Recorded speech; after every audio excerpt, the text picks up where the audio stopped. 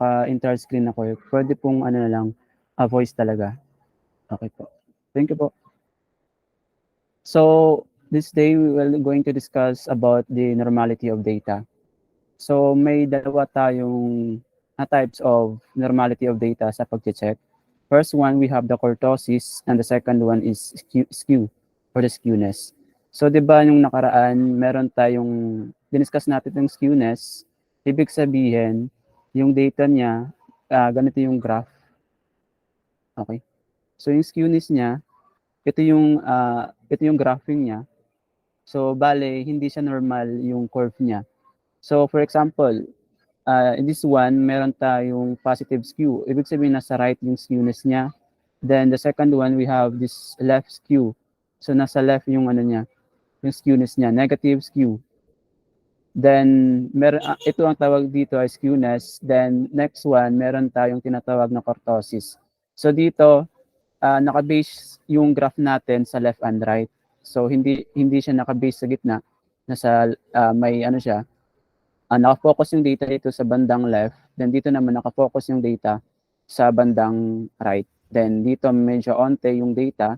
Then dito rin naman sa positive skew, yung data niya dito is more on nasa left side and wala masyadong nasa right side. For example, for scoring, mga scores ng mga estudyante. For example, mahirap yung score, yung ating exam. So yung mga scores nila nandito ba, for example, 1 to 50 yung exam, then dito makikita natin yung data more, tignan natin more on 38, 28 yung mga scores ng mga estudyante. Konti lang yung nakakuha ng 50, 49 kasi konti lang yung data na nandito sa right side. So dito rin naman sa bandang baba, so makikita natin na yung data natin, sir, hindi po pala ako naka-record. Hello po, naka-record po. Okay po. So, Sige. thank you po, sir. So, dito rin naman yung ating data ay nasa right side. So, ibig sabihin, 1 to 50 na items. So, yung mga estudyante, matatalino, marami nakakuha ng 50 scores o yung 45, 43, 40. So, ganun ang concept ng skewness. So, yung isa, medyo wala masyadong nakakuha ng matataas na scores, nakakuha sila ng mababang score. Then dito rin naman sa pangalawa, yung negative skew, yung scorings nila is mas maraming nakakuha ng mga matataas na scores. So, yun ang concept ng skewness. Then, yung kurtosis naman, so, meron tayong tinatawag na leptocortic, may normal, or yung normal distribution niya, yung normal curve. Then, meron ding platycortic. So, dito, ito yung sa stat, kadalasan ginagamit yung normal distribution. So, ayun. So, ito yung concept ng leptocortic. For example, medyo maraming nakakuha ng scores dito. For example, 38. So, yung mga estudyante nakakuha ng halos yung mga estudyante nakakuha ng 38 na scores. So, konti lang yung mga 50, yung naka 10. So, naka-focus siya dito sa bandang 38. So, ganun ang concept ng leptocortic. Then, sa normal naman, medyo kalat siya. May 38, may 50. Then, ito, may 21, may 10. So, yung platycortic naman, medyo kalat din siya. Mas kalat siya sa compared natin sa normal distribution, sa normal na curve. So, that is the concept for kurtosis. So, ano nga ba yung gamit ng skewness at tapos yung kurtosis? So, ginagamit kasi natin to decide, especially for the inferential stats. Kasi meron kasing dalawang klase ng stats. For example, we have, di ba sa stats natin sa high school, meron tayong tinatawag na descriptive statistics and the inferential statistics. Yung descriptive statistics, nag-involve yon sa average, median, mode, standard deviation, variance, ganun. Yun yung descriptive statistics. Then yung inferential stats naman, medyo higher na siya. For example, yung t-test, ANOVA, person R. So, yun yung example ng ating inferential. So, i-apply natin siya dito sa bandang Excel. So, paano ba kinukuha yung ating kurtosis and skewness? Can I have, pwede pong magbasa si Ma'am Jen? Hi. Okay. Sorry, Ito ano po, yung babasahin yung kurtosis? ito po. Ayan. Okay. So, normality of data kurtosis, calculated using KURT, open close parenthesis, measures how the tails behave. It identifies how values are concentrated around the mean and how they trail away from it in the tails. Okay. Thank you, Ma'am Jen. Then, so yung kurtosis, ang ginagamit natin na formula is yung KURT. So alam natin yung formula ay nag-start siya sa equal. So ang formula natin for KURT is just like this. Ayan. So ayan lang yung formula niya sa KURT. So yung nasa parenthesis, sa loob ng parenthesis, isasama lang natin yung range niya. So how about skewness? Si Ma'am Yufa. Hello, good evening. Good evening, ma'am. Skew, calculated using skew, measures how symmetrical the distribution is. 0 means the distribution is exactly symmetrical. Values above or below 0 indicate that there are more values above or below the mean. Thank you. Okay, ma'am. So may note dito. So ang ating formula for skew is ano lang din.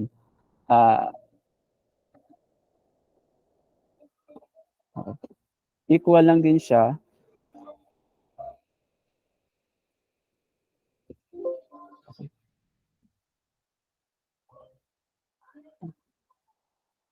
So, ang formula sa KURT ay ito. Then, for the skew, okay. So, yung skew natin, ang formula natin doon ay ito. Ayan. So, dalawang formula natin, ito yon. Lalagyan lang natin ng equal.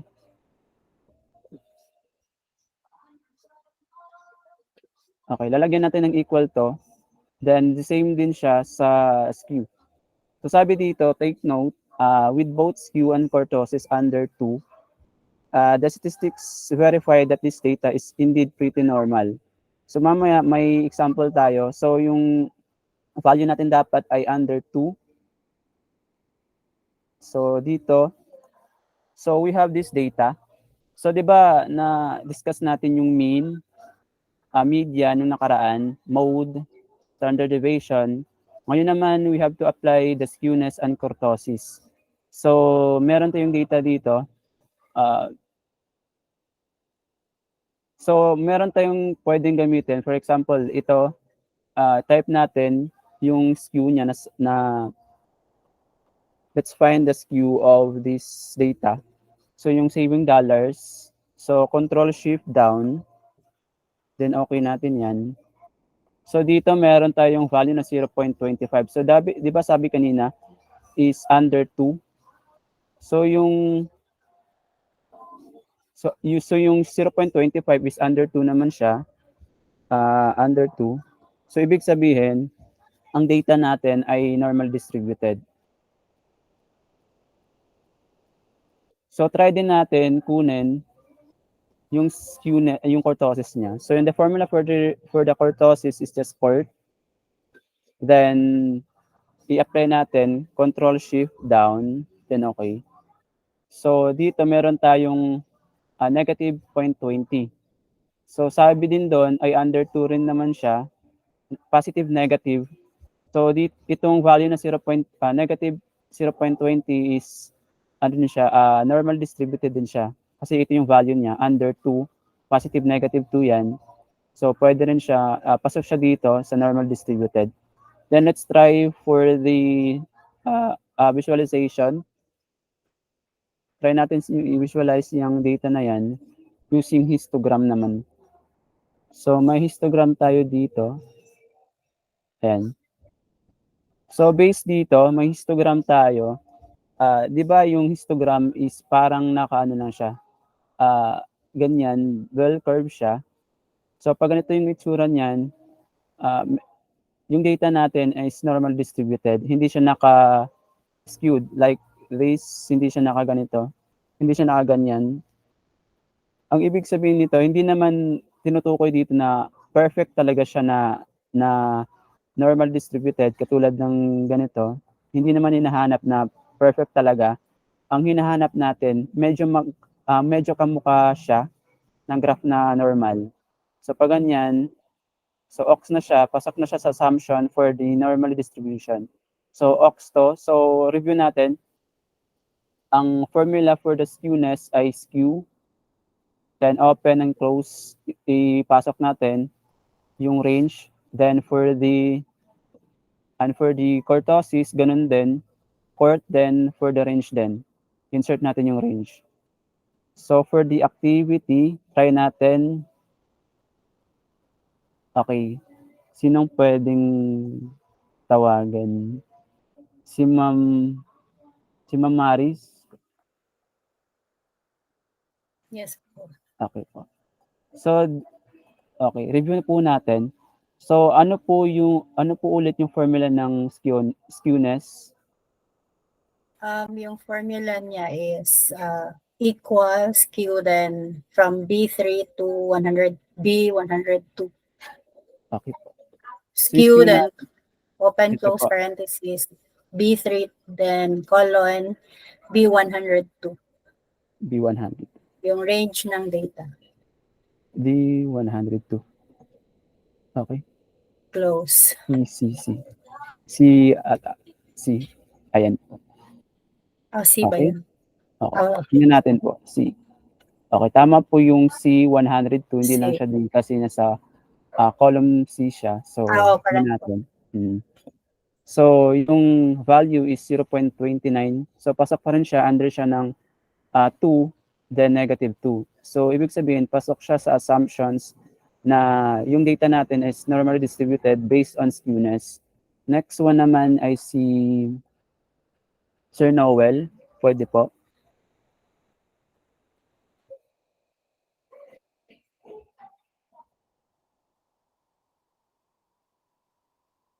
Okay, wala ata si Sir Noel. Wala siyang mic. So, ano na lang po, si Mamenchi. Available po ba si Mamenchi to recite? Wala din na. Si Ma'am Yufa na lang po ulit. Yes, for the kurtosis, it's equal sign and then Kurt, K-U-R-T, and then close open parentheses and then drag the cells. And Thank you, Ma'am Yufa. So, our value is -0.92. Then, this value is under 2 and -2. Therefore, the assumption for the kurtosis assumption, na-accept naman siya. So, value yung data natin dito ay ano din siya, normally distributed din siya. Then, try din natin ulit yung ating data natin dito using histogram. So, Control-Shift down, then insert natin yung data, yung graph niya using histogram. Kasi kadalasan ginagamit natin na graph is histogram to check the distribution of this data. So, dito naman magkamukha pa rin naman siya sa ating bell curve na ito. Kamukha pa rin naman siya nito. So, tandaan natin na hindi naman hinahanap na eksaktong-eksakto. As long as magkamukha siya. So, dito kasi konti lang yung data natin, 102 lang. So, for example, bilangin natin 1, 2, then, try natin yung dalawa. So, nakakita natin, meron tayo dito 100 data. So, ayan. Pwede din siyang gamitin ng flash fill. So, yung tinuro ni sir. So, yun, 1, 2. Pwede siyang ganito para mabilang. May ibang paraan naman. For example, bibilangin ko yung rows kasi iba. Pwede mang i-minus din. So, may ginagawa rin ako. 1, 2. Tapos, select ko yung dalawa. So, may nagawa na tayong parang pattern na 1, 2. So, double click ko lang to, naka-plus. So, nakuha natin. May 100 data tayo. So, ganon. So, meron tayong 100 data dito. So, dito magkamukha naman yung ganitong data sa histogram. So, ox na rin siya sa normality of data. So, next. So, nung nakaraan, yung mean. So, na-discuss natin yung mean, yung measure of this central tendency, yung mean, median, mode, standard deviation. Yung standard deviation, measure of central tendency to. So, ano ko lang ito. para ma-review natin. Measure of central tendency. Central tendency. Tendency. So itong tatlong yan, yung mean, median, mode, example siya na measure of central tendency.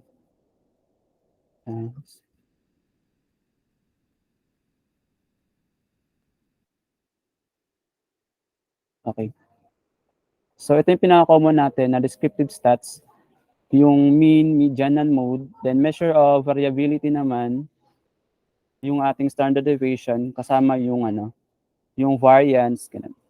Measure of variability o yung dispersion natin. Variability.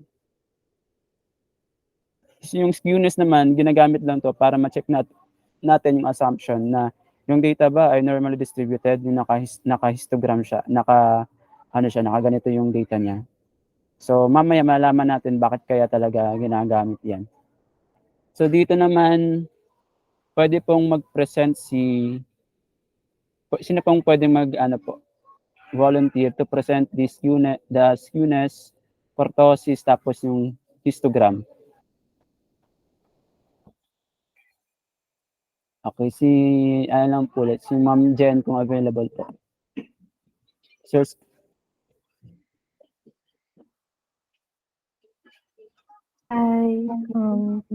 Actually, na-try ko na, teka lang, share ako ng screen. sige po, stop na po ako.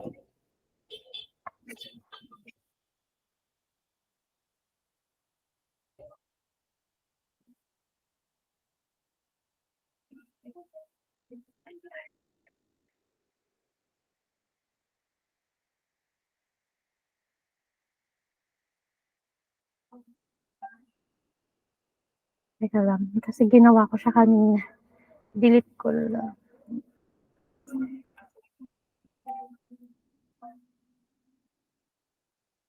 So, for skill, ay, kita niyo yung screen ko? Yes po, ma'am. Sa activity 5, One moment. Gosh. Right. Activity 5. yes po. Activity 5, okay. So, for skew, equal sign, skew, then donations, highlight, and then highlight yung range and then enter. For kurtosis, tapos highlight natin yung range, and then enter. And then for histogram, highlight yung range, insert, then yung histogram natin here. Okay, thank you, ma'am. Based po sa graph na yan, ano po yung insights niyo po dyan? Yung dun sa kanina kasi, di ba, parang hindi siya 2. So, itong dalawang to, above 2. Therefore, hindi siya nasa normal range. Tama ba? Yes po. Then, Ayun. ma'am, try niyo po yung i-complete yung mean, median, and mode po. Mean ako, wait lang. Wala kasi ako niya na diniscuss. One moment. Mean. One moment. Average po yung average Wait. ng... Mean. Ayun, average. So, mean. Sorry. Teka lang. Average. Yung pangalawa, average. Ito? Yes po, ma'am. Okay. Yes po. And then, highlight range, enter. Ito. For median, Equals median. median, sorry, teka lang. Median, tapos highlight range, enter, and then mode. Tama ba? MOD, Yes. MODE, yung nasa baba? Yes po. Okay. Mode.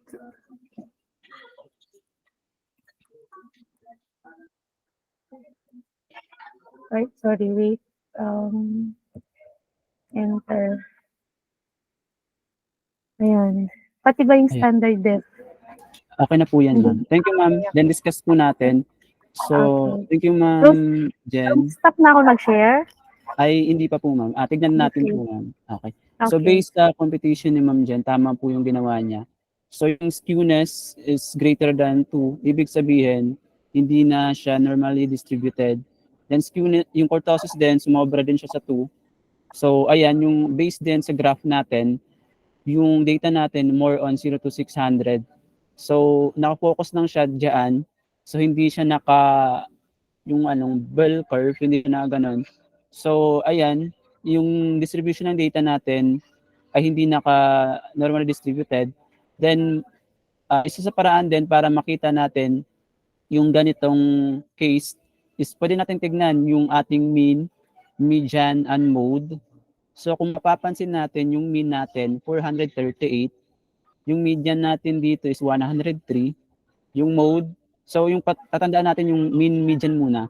So, kapag masyadong malayo yung dalawang yan, ibig sabihin yung data natin ay not normally distributed. So, kailangan kasi dito kapag normally distributed yung data, medyo magkalapit lang yan. For example, 438, yung isa 451, so ganun dapat. So, based dito, medyo masyadong malayo yung value niya, yung mean tapos median. Ibig sabihin, hindi na normal distributed yung data natin. So, ito kasi naka-apekto to sa pagpili ng statistical treatment na ating pagpili ng stats treatment. For example, ang gagamitin dapat dito is median na kasi nga yung graph natin hindi naka-normal curve. So yung median yung dapat gamitin dito kasi yung mean, kapag ginamit natin yung mean, magkakaroon ng misinterpretation. So mag-iingat tayo doon. So kailangan ang gagamitin natin dito ay median. So naka-base din siya sa data. So thank you, Ma'am Jen. Stop sharing na ako. Yes po.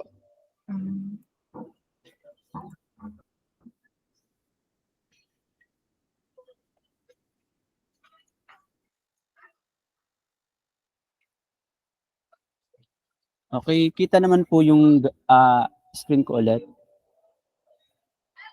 Yes po. Yes. So, gets naman po yung concept ng skewness, kurtosis, the use of visualization, tapos yung mean, median. Okay. So, next one, we have this visualization scatter plot. Can I call Ma'am Maris? Okay. Okay, scatter plot. A helpful way to visualize a relationship between two variables is to construct a scatter plot. Okay, Ma'am Maris, ano po yung initial nyo po na pagkakaalam dito about scatter plot po? Actually, ngayon ko lang na-encounter ang ganitong term sa Excel, pero based doon sa definition niya, parang it's a comparison between two variables. Okay. Kung close ba ang data nila or hindi. Okay, thank you, Ma'am Maris. So, tama po yung sabi ni Ma'am Maris na we have two variables kung closely related ba yung data na yun or hindi. So, meron akong PowerPoint dito. Kita po yung PowerPoint.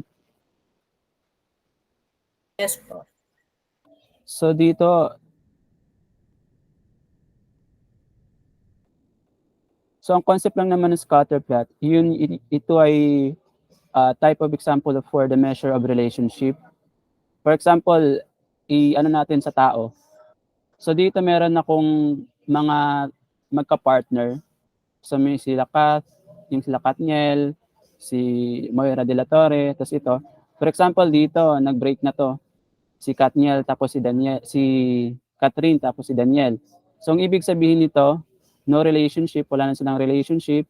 Then ito rin, wala na rin. Ito, wala na rin sila. Ito rin, wala na rin. Ito, positive relationship. Diba? The next, ito rin yung sa ML, positive relationship. Then, for example, si Liza at ako, no relationship. Pag may LQ sila, negative relationship. So, ayun ang example ng measure of relationship. Then, ipasok natin yung ating scatter plot. So, this is an example for the scatter plot. So, sabi dito, A helpful way to visualize a relationship between two variables is to construct a scatter plot. For example, we have the variable height, tapos yung weight natin. So dito, habang tumataas yung value ng height, tumataas din yung weight ng ito in pounds. So meron ding ibang paraan, ibang graphing. So ito yung quadratic din, negative nga lang. So focus lang tayo dito sa linear na visualization.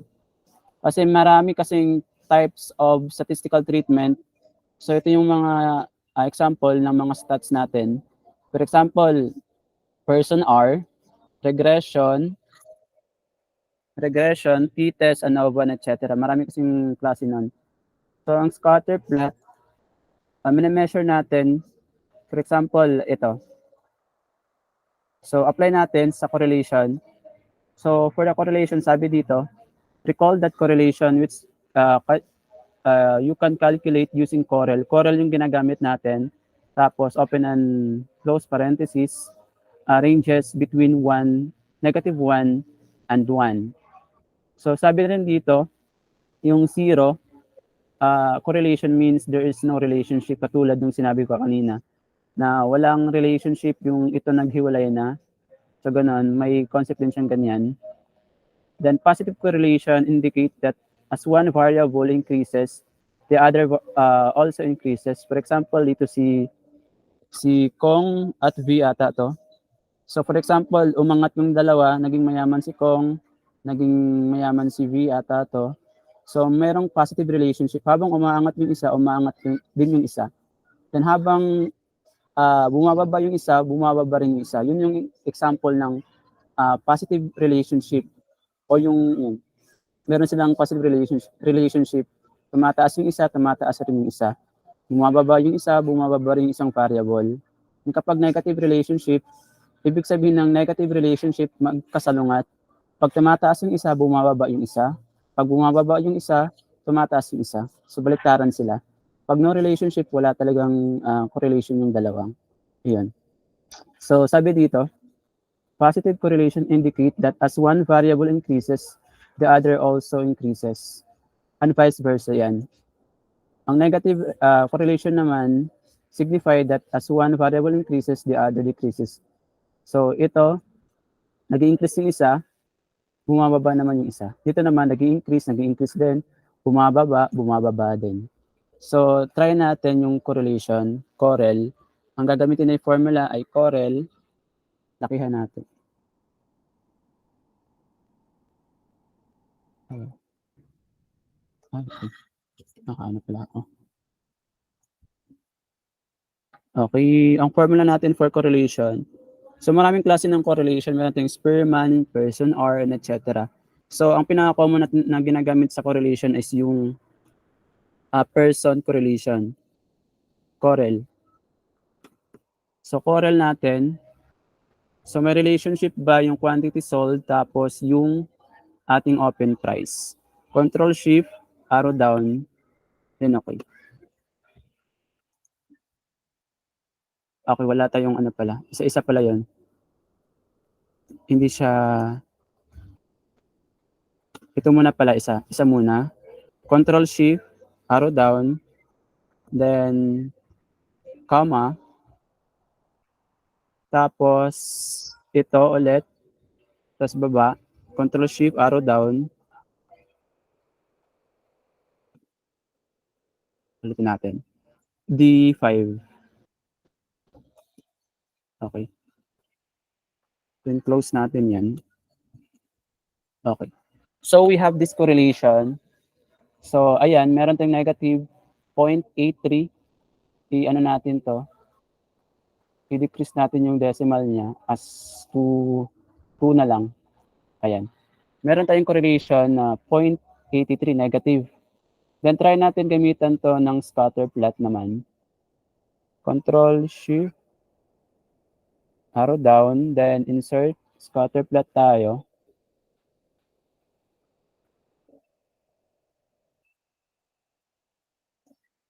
Ayan.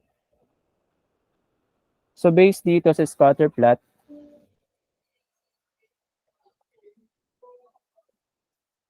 So meron tayong visualization dito na scatter plot. So, ayan. For example, itong value nito sa vertical, meron tayong sa open price. The next, we have the quantity sold, itong nasa horizontal line. So, based dito, merong negative relationship. Habang tumataas yung isa, bumababa naman yung isa. Ito yung example ng negative relationship. Di ba? Yung graph dito, yung bandang dito sa baba, which is the quantity sold, tumataas siya. Tapos, sa open price naman, bumababa rin siya sa Y. So, based dito, meron tayong negative relationship. So, for example, okay. So, based dito, for the run of thumb, for interpreting the size of the correlation coefficient, so based doon sa graph natin, tapos sa correlation natin, meron tayo ditong negative 0.83. So, yung negative 0.83 ay pasok siya dito sa high negative correlation.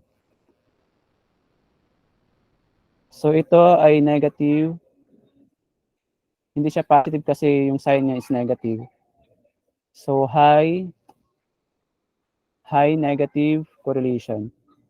So, ibig sabihin, habang tumataas yung isang variable, bumababa yung isang variable. Then, balikan natin yung negative correlation na definition. So, sabi doon, saan na ba yun?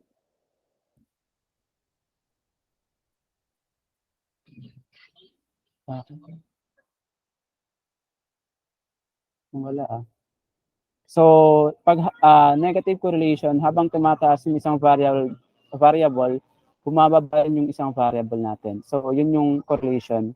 So, ito ay hindi pa to valid kasi hahanapan pa rin natin to ng p-value.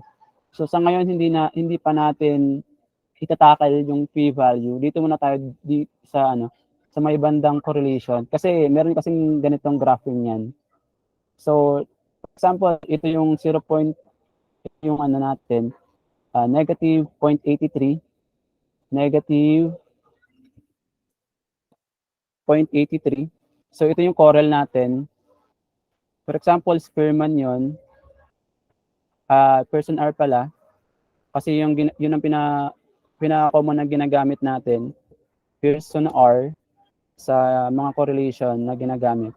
For example, person R yan. So, ito yung ating positive high negative correlation kasi negative siya.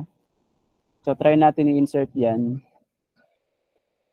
High negative correlation siya. Ayan. So, pero yung value na 0.83, hindi pa siya valid kasi nga, meron pa tayong hinahanap na p-value. Pero sa ngayon, hindi pa natin i-discuss yung p-value kung valid ba yung relationship nila or nagkataon lang. So, yan muna. Focus muna tayo sa person R natin na negative relationship, high negative correlation.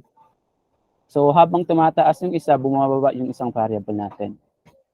So, check po natin, ano nga po ulit yung ating formula for the correl, Ma'am Yufa.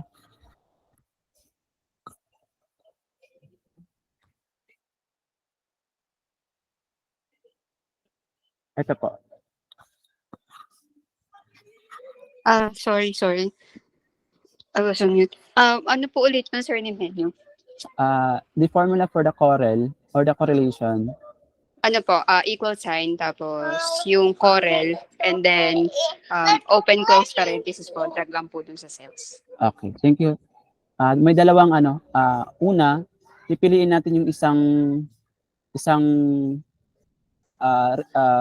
range natin. For example, sa C. Then, pangalawa, kailangan natin ng kamay paghihiwalay natin kasi ito yung x na value.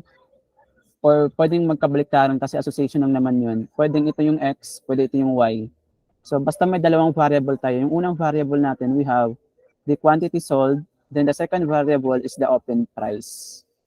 Then, Ma'am Maris, Yes po. ano po yung no relationship, positive relationship, tapos negative relationship. Yung no relationship po, yung correlation niya is 0. Tapos yung negative relationship is kapag ang isang variable is going high, ang isang variable naman is going low. So parang inversely proportional. Tapos yung positive relationship, parang relatively proportional siya. So when the x variable increases, y variable also increases. Okay, thank you, Ma'am Maris. Okay. Tama si Ma'am Maris na kapag relationship, wala talagang relationship siya. Then for the negative relationship, inverse yung relationship nila. Ibig sabihin tumataas yung isa, bumababa rin yung isa. Then yung positive relationship naman, tumataas yung isa, tumataas rin yung isa. Then pag bumababa yung isa, bumababa rin yung isa. So tama si Ma'am Maris doon. Then Jen, ano po nga ulit yung ginagamit natin na visualization for the relationship? Or si Ma'am Yufa ba? Sino ba yung kanina? Ako, ano, Po, si Ma'am Yufa po. scatter plot, Miss Sorniman. Yeah, correct po, Ma'am Yufa. So, ang ginagamit natin na visualization for the relationship is the scatter plot. So, thank you.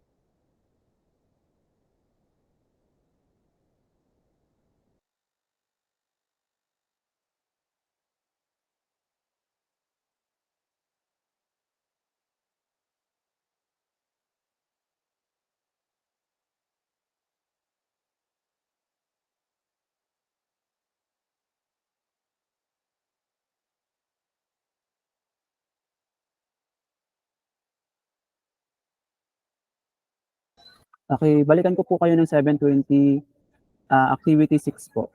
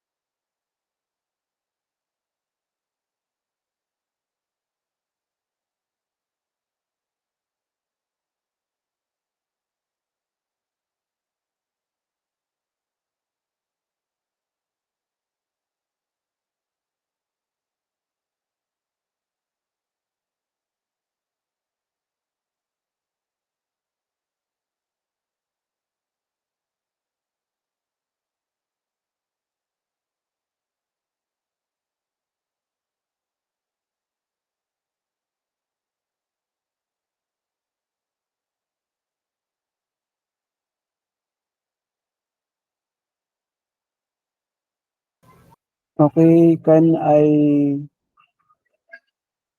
sino pong pwede mag-present?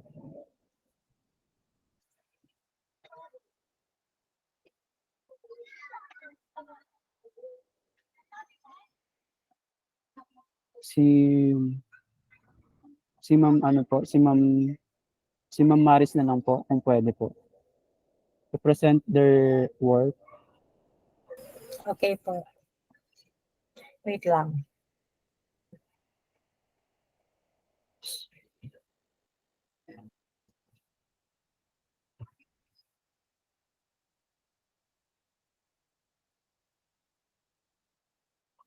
So based on the data given, I pressed on the formula, the Corel, and then the array 1, which is, nauna ko kasi napindot yung C. So C4 to C103, then comma, B4 to B103.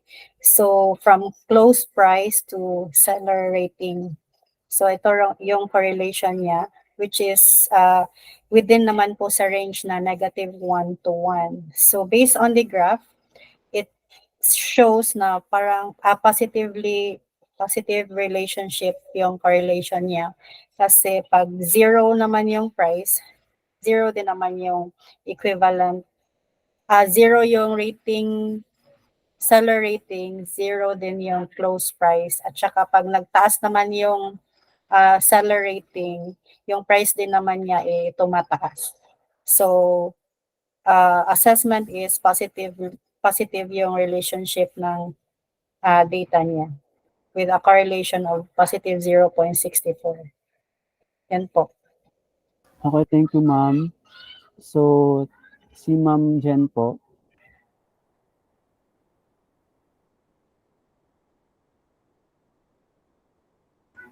Ay, magpe-present po ako? Yes po, Ma'am. Okay. One moment.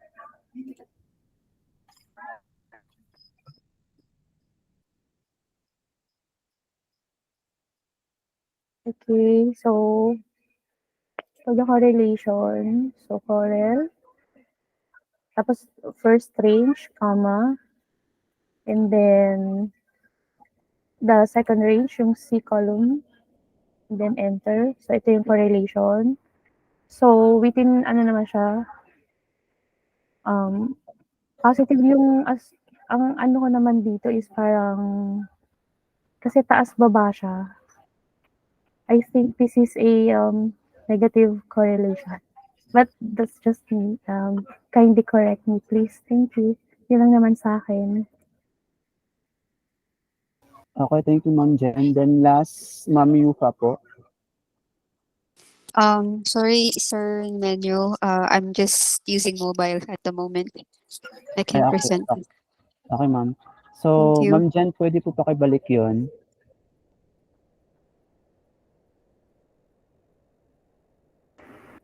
One moment.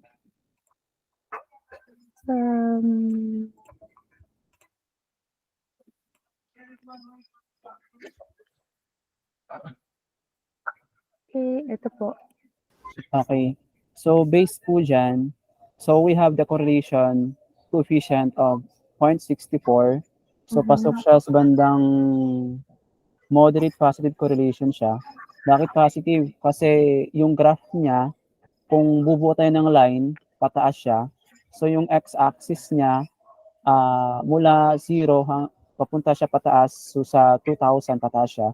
Then, dito na rin naman sa kabila, pataas rin siya. So, kapag yung line natin ay parang mula sa baba, then pataas, ang example nun, ang correlation nun ay positive kasi tumataas yung isa, tumataas rin yung isa. So, ganun yung correlation natin. So, positive correlation siya. Pero yung correlation na to, hindi pa siya final. Kasi, meron pa tayong tinatawag na p-value to validate kung ito bang coefficient na to ay significant ba talaga siya, yung p-value natin in terms of stats. So, ito, based lang dito muna. So, hindi pa natin pinoprove kung valid ba to or hindi. So, based dito, merong positive relationship, yung seller rating, tapos yung close price. So, pag tumataas yung seller rating, tumataas rin yung close price natin. So, Ma'am Jen, pwede po pa-check, i-review po natin yung kurtosis tapos skewness. So, can you find the skewness for the silly rating tapos yung kurtosis po niya? Skewness, skew, ng alin po? Anong close price po or Yung seller rating. seller rating? Okay. Yes po. This is the skewness, and for kurtosis, seller price din po, sir. Yes po. Ay, seller rating pala, sorry. Yes po. Okay, based po sa value ng skewness and kurtosis, ano po kaya yung data natin? Normally distributed po ba or hindi? Based sa discussion kanina, parang hindi to normal kasi above 2 yung variable. Okay po. Try nyo po using histogram. Histogram. Ng seller rating histogram. Insert histogram. Sorry, ito yun. Histogram. Sorry.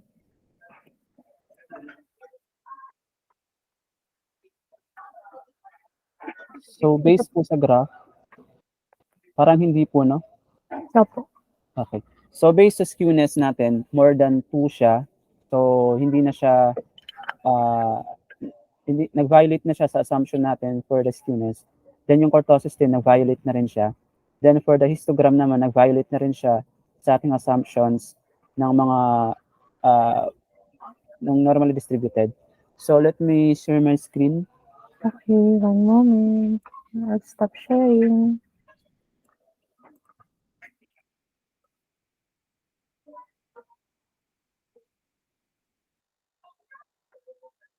So,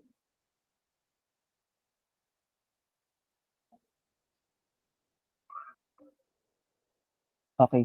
Sa inference, kita na po yung screen ko. Yes po. Okay. So, di ba meron tayong stats, marami tayong stats na klase. So, meron tayo dito, hanapin ko lang mga non-parametric tapos parametric natin. So, i-review natin yung inferential statistics is a branch of statistics that makes the use of various analytical tools to draw inferences about the population data from sample data. So, hindi tayo pwedeng gumamit ng inferential stats kapag yung data natin ay population. For example, sa buong school natin, for example, sa school ninyo, kinuha nyo lahat yung mga estudyante doon. So, bawal tayo gumamit ng inferential stat kapag yung data natin is nanggaling sa population. Di ba yung population, yun yung kabuuan. So, dapat kapag gumagamit ng inferential stats, dapat yung data natin ay nanggagaling lang sa sample. Sampling lang siya. For example, yung school natin, merong 100 students. So, kapag kinuha yung data doon na 100 talaga, hindi tayo pwedeng gumamit ng inferential. Ang kailangan, kumuha lang tayo ng sample size niya. For example, 500 yung students, kukuha tayo ng 120. So, yung sample data natin. So, kapag gumamit tayo ng 120 na sample data, pwede tayong gumamit ng inferential stat. So, bawal tayo gumamit ng inferential statistics kapag nanggaling sa population na 500 siya. So, kasi yung inferential stats naman, ginagamit siya to, nanggagaling dapat siya sa inferences for the population. So, tingnan natin yung mga types ng mga, hanapin ko lang, medyo marami kasi yun eh.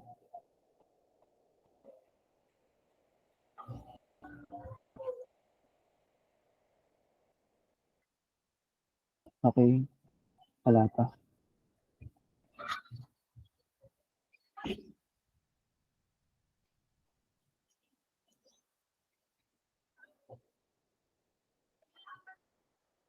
Okay. So, bakit ba natin kinukuha yung ating skewness, tapos yung ating kurtosis, tapos bakit din natin kinukuha yung ating mean tapos median? Bakit napakahalaga nun? Kasi doon tayo magde-decide kung anong inferential statistics yung gagamitin natin. For example, 'di ba meron tayo kanina na mean tapos median. So yung mean yun yung average natin, yung measure of central tendency ng mean. Tapos yung isa naman meron tayong median. So mahalaga kasi yun to determine kung anong test, kung anong inferential stats yung gagamitin natin. So for example, yung mean kasi ginagamit natin yan kapag yung data natin is yung nakaganito siya. So yung data natin kapag nakaganito, okay. Kapag yung data natin is nakaganito, yung normal, nakaganyan siya, ang ginagamit natin dyan na descriptive statistics, measure of central tendency ay yung mean. Pero kapag tumabingi yung data natin, naka-skewed siya, median yung gagamitin natin doon. So meron siyang, yun ang tawag doon yung mga non-parametric test. So ito yung parametric test. So kanina din, yung Corel natin, ang ginagamit natin doon is yung person R, automatic yun. Ito yung parang built-in siya sa Excel, nung naka-ready siya. Yun yung pinaka-common, person R ang ginagamit natin. So based doon sa data natin na hindi natin na-meet yung assumptions, nag-violate siya sa assumptions ng skewness, tapos ng kurtosis, tapos hindi magkatugma yung mean tapos median. So yung person R na ginagamit natin sa Corel, hindi na siya valid, mali na siya, kasi ang gagamitin dapat doon yung Spearman. So marami pang klase ng mga inferential stat, katulad ng Kendall, ng free correlation, chi-square, so marami pang iba. Pero ang pinaka-alternative ng person R kapag nag-violate siya sa ating skewness, sa ating kurtosis, sa ating histogram, sa ating median, tapos mean, pinag-compare siya, hindi na appropriate gamitin si person R. Though marami pa rin sa schools na gumagamit ng person, kasi gumagawa rin ako ng mga thesis Siguro mga 30 plus na rin ata nagawan ko. So ang ginagamit talaga nila is yung person R na correlation. So kapag person R correlation yung ginagamit, hindi na siya appropriate kapag yung data natin is hindi nag-meet sa assumptions ng ating mean, median, histogram, skewness, kurtosis. Kapag ganun, hindi siya nag-meet, hindi na appropriate gamitin yung person R. So dapat doon gumagamit na tayo ng ibang inferential stats katulad ng Spearman. So ito yung pinaka-safe natin gamitin, yung Spearman, kapag na-violate natin yung mga assumptions ng kurtosis, skewness, mean, median, histogram, so ganun. So kaya mahalaga yon na ating alaman yung ating kurtosis at tapos yung kurtosis tapos skewness. So meron pa yung iba, though masyadong mahaba na to. So yun lang naman. Then try din natin sa activity 6. Si Ma'am Si Ma'am Maris. Yes po. Stop presenting lang po ako. Pakihanap rin po yung activity 6. I-share screen po. Yes po.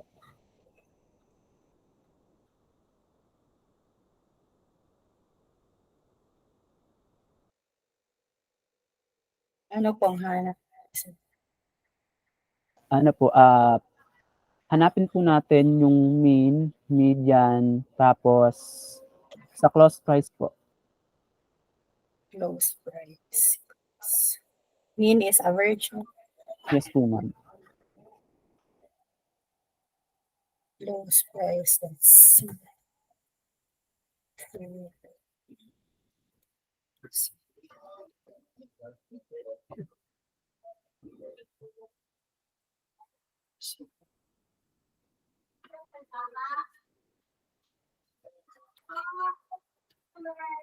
Tapos, Ma'am, nasama niyo po yung yung pabalik po. Yan. Nasama yung C3. Ay! Parang title po siya. Parang heading. C4 pala. Opo. Sorry. C4. C100 correct pa yun. Ito po yung mean, sir. 54.41. Then, try niyo po yung median.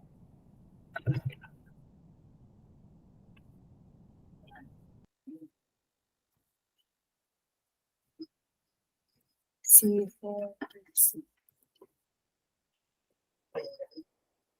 $42.72. So based po dyan, medyo magkalapit po ba yung mean tapos median? Parang malayo. Okay, try nyo po hanapin yung skewness tapos kurtosis po. Yung skewness po is ito. Ng close price po, sir, no?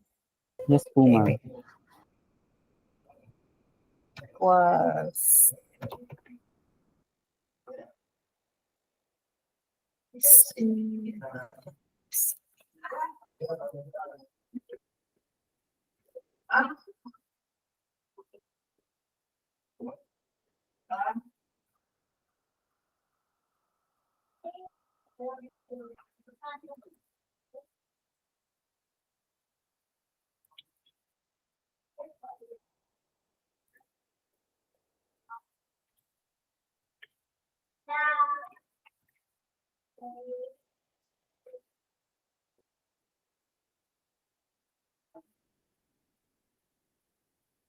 so below 2 yung skewness mo. Okay. So below 2 naman siya, medyo pasok rin siya. Then try nyo po yung histogram. Ay, ito na po yung sorry, iba pala yun kanina. Yes, so iba po.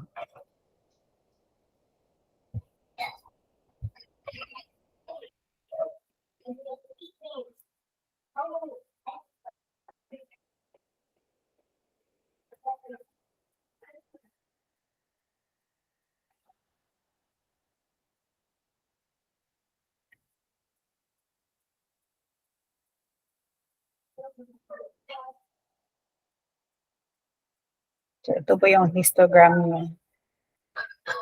So, parang based- nakaskewed din. Nakaskewed pa rin siya. So, yung skewness kasi, tapos yung kurtosis, hindi pa siya final kasi marami pang assumptions na kailangan gawin like the normality test. Ayun. So, hindi natin natake yung Shapiro-Wilk test.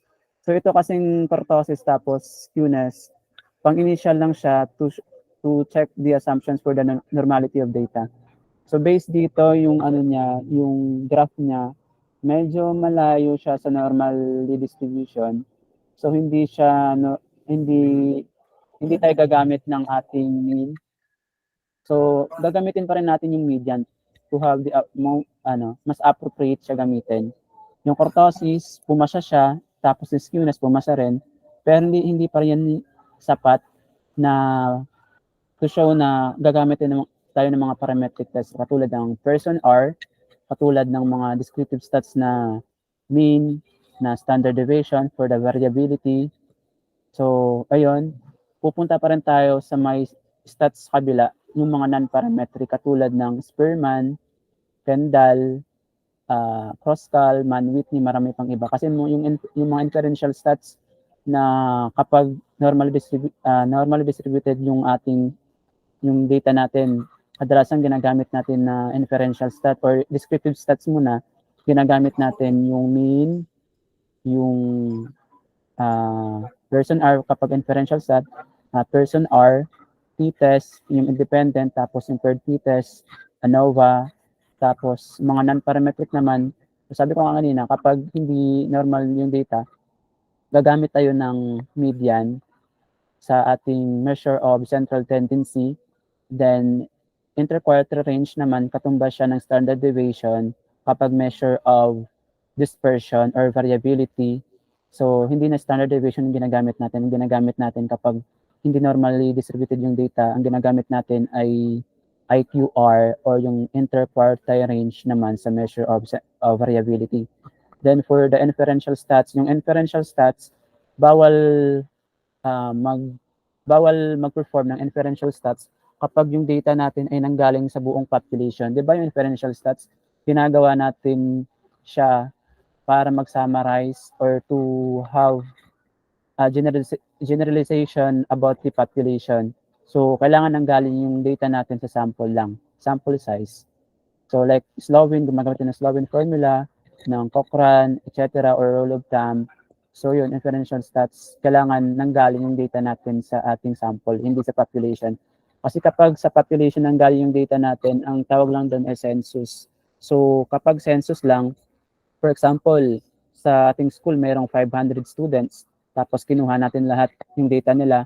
So hindi valid yung inferential stats doon. Ang valid lang ay census.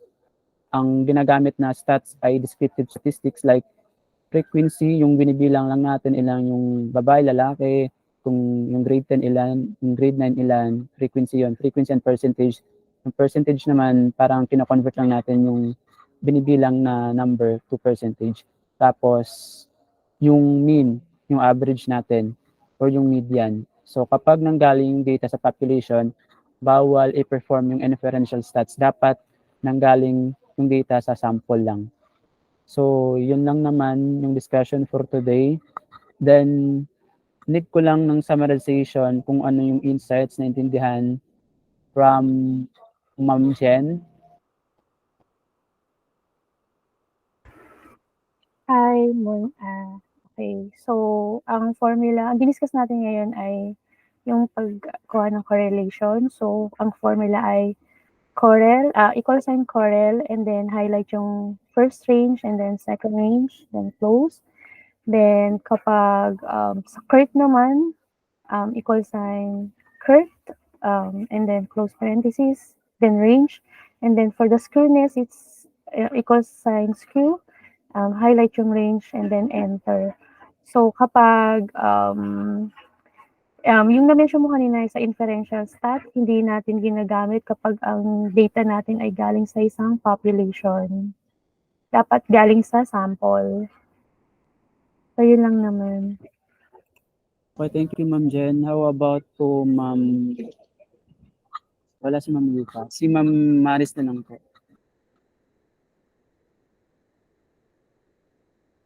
Good evening po. Yung naintindihan ko po yung lessons about kurtosis and the skewness. So kurtosis, the formula is the Kurt and close open parenthesis, tapos yung range. And then the same with the skewness. So dito mo makikita kung concentrated ba yung data natin or meron siyang, makikita mo rin yung distribution ng data. Kung below 0 or under 2, meron bang positive or negative skewness. And then, regarding naman dun sa data natin, makikita natin if showing the histogram, makikita natin kung normally distributed yung data natin or hindi. Tapos yung scatter plot, makikita din natin yung distribution ng data if positive yung relationship nila. That means when the other variable increases, the other variable also increases. Same with how it decreases, parehas lang sila. Kapag negative relationship naman, when the other variable increases, the other variable decreases. And opposite lang yung relationship nila. Tapos kapag zero or no relationship, zero yung data, yung relationship nila. So wala talaga silang relationship with each other. Tapos kapag sa sinabi mo sir na kanina, kalimutan ko yung sa statistics. So dapat within the sample lang dapat kukuha ng mga data and not with the whole population to make it more reliable. So yun lang sir. Kalimutan ko yung term. Ano pa yun? Inferential statistics. Okay. So ma'am, other question po. Yung for example po, nakuha natin yung correl natin na coefficient na person R. Valid na po ba 'yon or hindi pa po?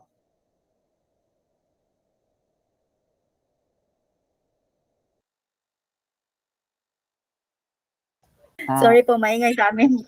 Sige po. Again po, for example po, nakuha natin yung correl natin na yung x variable tapos yung y variable natin.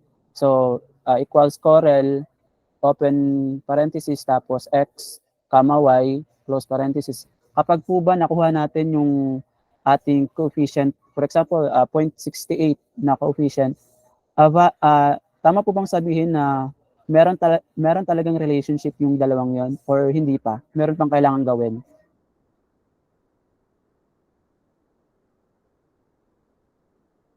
Okay, hindi pa. So, ayun po. So, kapag nakuha natin yung coefficient na 0.68, so, yun pa lang ay initial. Meron pang kailangan gawin for the second step, yung p-value natin. So, hindi ko pa siya na-discuss ngayon. So, yung kanina, 0.68, ano pa lang yun, initial pa lang. So, hindi pa natin napoprove na yung 0.68 ba na positive relationship ay statistically significant ba talaga siya using p-value. So, yun lang naman. Siguro next yung p-value natin, di-discuss natin yun. Or another mga non-parametric stat katulad ng Spearman, Kendall, or yung mga significant differences katulad ng ANOVA, TITES, Mann-Whitney, Kroskal, Wilcoxon, mga pang iba. So, yun lang naman po yung discussion natin for today. Thank you. Okay, Sir, Sir Thank you, Marvin. Sir. Sir Marvin po. Thank you po. Wala naman po akong follow-up dun sa discussion. Malinaw po yung discussion talaga. Send ko na lang po yung recording. Thank you, Nem. Thank you, Sir Marvin. Sige po. Thank you, everyone. Thank Bye you. po. Thank you for today. Bye. Thank you, Sir Margs.